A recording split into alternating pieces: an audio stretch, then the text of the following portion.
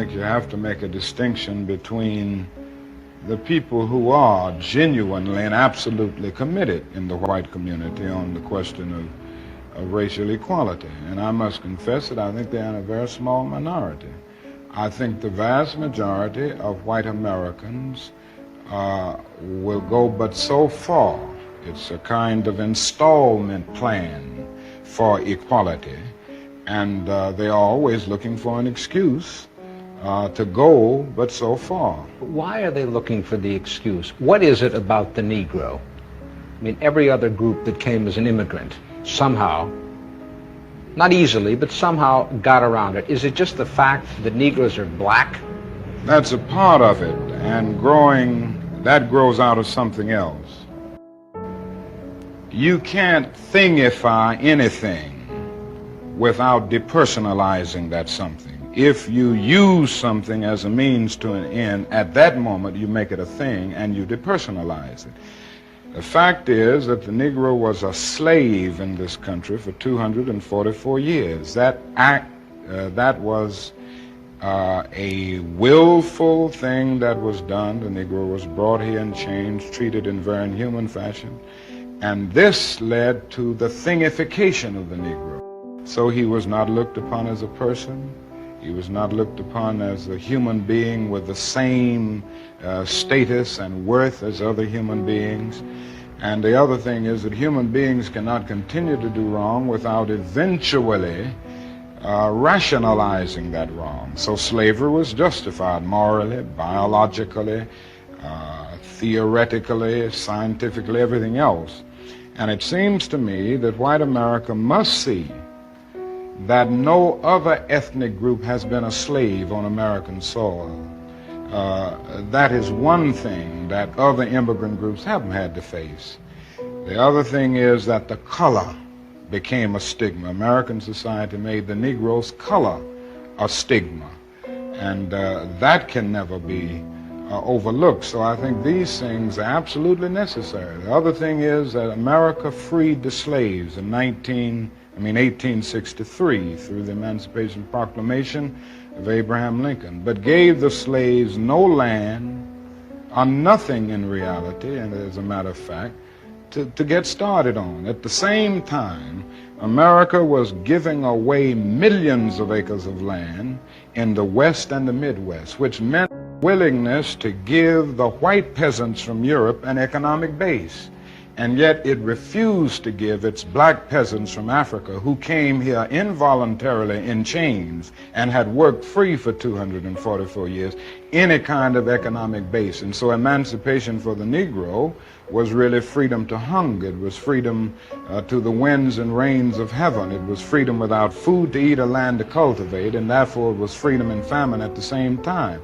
And when white Americans tell the Negro to lift himself by his own bootstraps, they don't look over the legacy of slavery and segregation. I believe we ought to do all we can and seek to lift ourselves by our own bootstraps, but it's a cruel jest to say to a bootless man that he ought to lift himself by his own bootstraps. And many Negroes, by the thousands and millions, have been left bootless as a result of all of these years of oppression and as a result of a society that deliberately made his color a stigma and something worthless and degrading.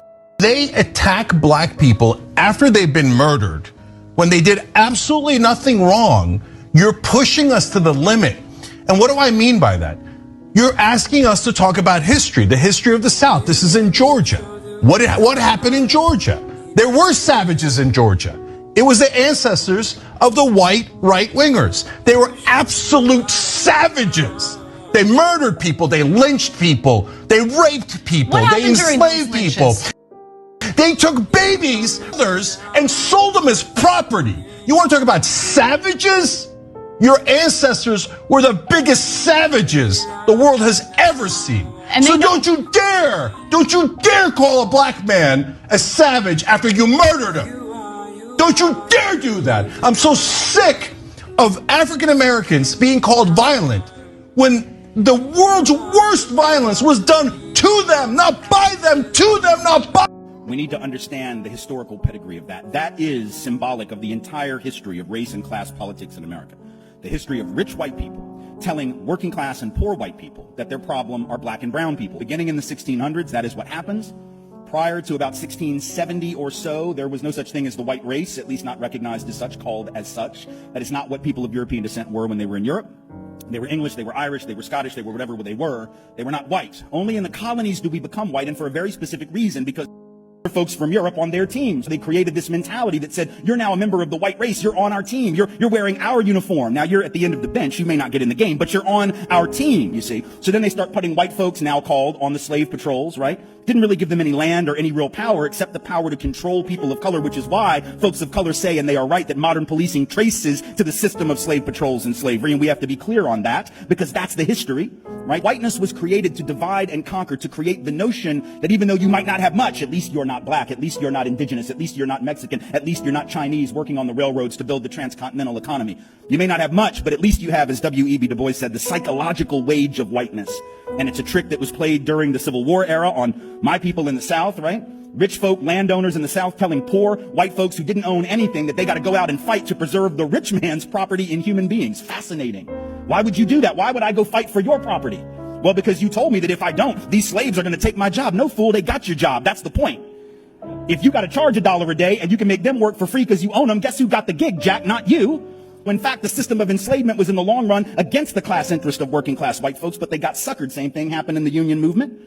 You had white labor union folks that didn't want black and brown bodies in their union because it would reduce the professionalism of the craft. No, fool, it'll double the size of your union. And then when you go out on strike, they can't replace your happy ass with the brown folk that you didn't want next to you in the first place. Because when they do replace you with them, then you will blame them, not the elite. See how that works? It's a trick. And it has worked for hundreds of years. It is working on some folk right now. And it is our job to resist that with every fiber of our. Don't let anybody take your manhood. Be proud of our heritage. As somebody said earlier tonight, we don't have anything to be ashamed of. Somebody told a lie one day. They couched it in language. They made everything black, ugly, and evil. Look in your dictionary and see the synonyms of the word black. It's always something degrading and low and sinister. Look at the word white. It's always something pure. But I want to get the language right tonight. I want to get the language so right that everybody here will cry out, yes, I'm black, I'm proud of it, I'm black and beautiful. I don't believe we're free in America. I think we're haunted by our history of racial inequality. We're burdened by this legacy created by slavery and lynching and segregation.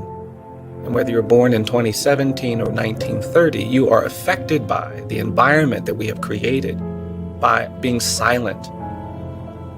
I don't think slavery ended in 1865. I think it evolved. We had mobs of thousands of people gathering in courthouse yards, in fields, and doing horrific things to people, and we haven't done anything to acknowledge that. It is American history, and for us to recover from that violence, from that terrorism, we all have to know it, and we have to talk about it. I think it will compel us to think differently about what we need to do to correct the past, to address the past, but also how we make a better future.